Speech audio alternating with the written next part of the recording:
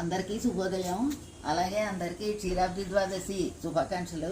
ఈరోజు నేను కూడా క్షీరాబ్ది ద్వాదశి పూజ చేసుకుంటున్నాను.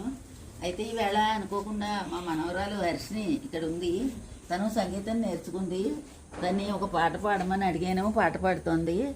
ఆ పాట అది మీకు చూపెడదామని ఈ వీడియో చేస్తున్నాను. క్షీరాబ్ది కన్యకకు శ్రీ మహాలక్ష్మికి నీరజాలయకును నీరాజనం నీరాజనం. క్షీరాబ్ది కన్యకకు శ్రీ మహాలక్ష్మికి నీరజాలయకును నీరాజనం నీరాజనం.